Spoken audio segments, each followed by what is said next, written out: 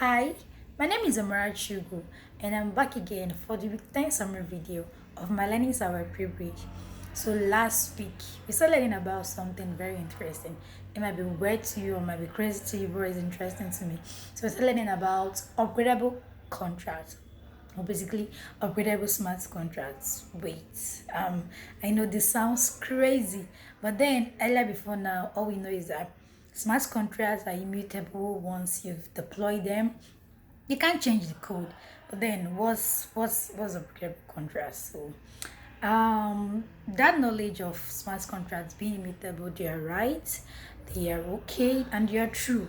So but then how do you upgrade your smart contract? So that's where what I want to explain this morning comes in. So, how do you upgrade your smart contract basically? So, in a very basic way, it's just see it as this way: you have a proxy smart contract, and you also have an implementation. What this simply means is that you have a smart contract that is responsible for upgrading the location where you have your implementation. So I think that's a little bit further. So what's your implementation? Your implementation is just where your logic resides. So the whole idea of upgradable is that you can actually change the behavior of your smart contract. You can change the logic of your smart contract. And how do you do that? You first of all have a storage location that you store the contract address of your logic smart contract, which you can also call your implementation smart contract. So basically, if you can upgrade this contract address, or you can update the contract address of your current implementation smart contract, you've basically successfully upgraded your smart contract. Because if you can change the logic of your smart contract, yes, you've upgraded your smart contract. So the whole idea here is that you have a smart contract where you define your logic. Okay, let's take an ERS20 token for example. You have an ERS20 token, that's your implementation, that is responsible for minting new tokens for your ERS20, minting new tokens. And then you have your proxy smart contract that can update the contract address of your new implementation of your new ERS20 token. So you can have a logic where today you want to at a certain interval mint new ERS20 token, and then you woke up one day and you're like you want to add burning of your smart contract to burning of your ERS20 to your whole contract logic. And what can you do? You don't have that in your current implementation. You don't have that in your current code. And you can't update your code because you've already deployed it. So how do you add burning to your ERS20 token? You basically write a new implementation, and then you add your burn function to that implementation, and then you successfully call your proxy in a way that it will update that storage slot where you have your current implementation contract to the current one that you just deployed. So that way you've actually have you now have your burn functionality to your smart contract. So wait a minute. So how does this upgrade work? So the structure of your project contract is that you have a fallback function in your proxy. So and then your proxy is actually the contract that your users interact with.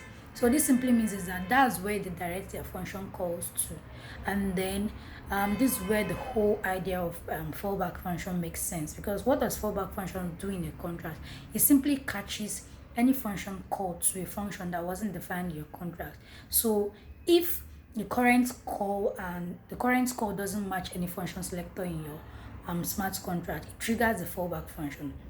So users end up calling the burn functionality, and then the burn functionality is not defined in the proxy contract, and then the fallback function is triggered, and then enough good enough fallback functions are functions that basically catches any function called in your contract, specific to a function that wasn't defined in the contract. And then you can add logic in the code block of your fallback function. So basically, in our function for a proxy in our fallback function for a proxy contract, that's where we define something known as delegates call. And what does delegates call really mean? It simply means that it's a kind of call that you're basically calling another contract, and then you were calling a function in another contract, but then you're setting the state of your current contract. So in what this simply means is that, okay, I want to call the mains function, and I don't have the mains function in my proxy smart contract, but I have it in my implementation. So I am minting my new ERS20 token, and then I am setting the total supply of my ERS20 token in my proxy smart contract. So basically, how this whole thing works is that you have the implementation and the proxy contract have the same state variable at the same slots, such that when you call a particular function in the implementation, it does the logic, it does the whole calculation there, and then it sets the state of your proxy smart contract. So that's the whole idea. So that way, it's possible for you to upgrade your contract that way. So if I call a function to my proxy and that function is not defined in my proxy, then the fallback function is triggered, and the fallback function delegates the call to the contract address that I have in that storage slot that I store my current contract address of my implementation. So that's how my proxy contract knows the contract address to call with the function that the user called. So that's the whole idea. You have a storage where you store the current contract address of your implementation, and then you interact with your proxy calling a particular function. That function is not defined in the proxy. The fallback function is triggered, and it delegates the call to your current implementation contract, and then implementation contract does the whole logic and then sets the storage of your proxy. So that way you can have your storage at a place, and then you're calling another function number, you're setting the storage of your current contract.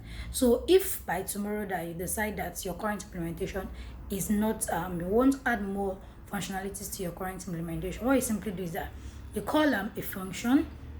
So you basically write a new implementation, deploy it, then call a function to update that storage slot where you store your current implementation contract address, and update it with the current implementation contract address. And then that way, when users calls your proxy, it delegates the call to your new implementation contract. So that's basically how you can upgrade your smart contracts. And that's not only it, we also started learning about even a more interesting way of upgrading your contract, which is known as the diamond standard. And this is really cool because it leaves the blocker of like having to write your code not to exceed the smart contract size, which is 24 kilobytes. So if your code base is too large, you can't have a smart contract that exceeds 24 kilobytes. Sometimes you can have a very large code base that exceeds this size, and what do? You're stuck. So but with diamond standard, you're given a new superpower, because you can have smart contracts that has unlimited size. That means you can write as much as you can, basically. So this is one major benefit of diamond standard. Another benefit is that you can have a lot of smart contracts working together under one contract address. They just basically work as though it is one contract address, but there are many contract addresses that are working together with each other, but then they work as if they are one contract address. And there are actually a lot of benefits for using diamond standard. And one thing is that for the proxy contract that I defined, every time you want to make a new upgrade, you must have to deploy a new implementation. But with diamond standard, you can just update that particular contract that you want to update, or basically you can delete, or you can remove, or you can replace. So there is a lot of really cool stuff about Diamond standard. And then it's similar to the proxy contract I defined, in the sense that it has one contract known as a diamond, and then it has a lot of other contracts that work in conjunction with the diamond, known as the facet. So the whole idea of diamond contract just comes from the real diamond that we know. We know that a diamond has many faces, and then these faces, for this standard, they are known as facets. And then the diamond is like the main contract. You can just liken it to the proxy contract that I just defined. And then those facets, you can also liken it to be the implementations of the standard I just defined.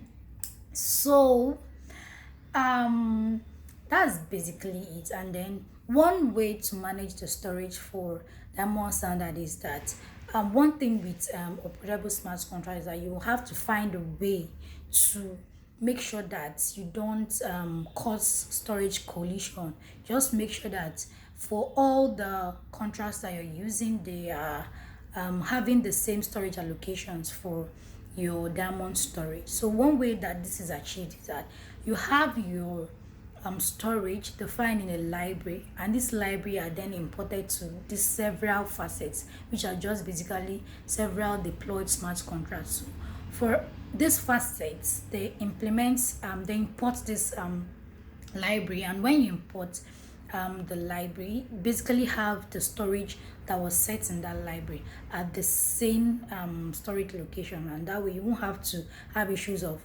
collision of storage location. So even if you're going to define more storage in your different facets, you have this particular diamond storage at the same location, and there won't be any collision. So that's one way to work around this. And then so many cool stuff and that diamond standard bring us, and a lot to explore and a lot to manipulate. So this really makes it really cool. And I know you might be thinking, okay, if you just mentioned that we can update the logic, that means someone can just a malicious actor can just update the logic of a smart contract that is handling finances, and then dubiously gets in control of people's funds. So that's where setups like DAOs come in, and multi-sig, so that before any upgrade is done, the community like agree that this is in the benefits, and then approves that such upgrade should happen. So but then if you just have one man that can do this upgrade, and there's a problem, there's a really big problem, because it's more like a centralized system. And then the person can wake up one day and change the contract address of the new implementation, and then do whatever they want to do with it. And that's something to be knowledgeable about when using upgradable smart contracts. So basically, there's like a rundown of what we did last week, and we are still on diamond standard. We just basically just started learning about it, and there's a lot about it, and there will be a lot to talk in the next coming weeks, a lot to discuss about in the next coming weeks. So stay tuned, and thank you for watching. And then I'll discuss more about diamond standard in the coming weeks. So look forward to getting another video from me on diamond standard by this time next week. Thank you.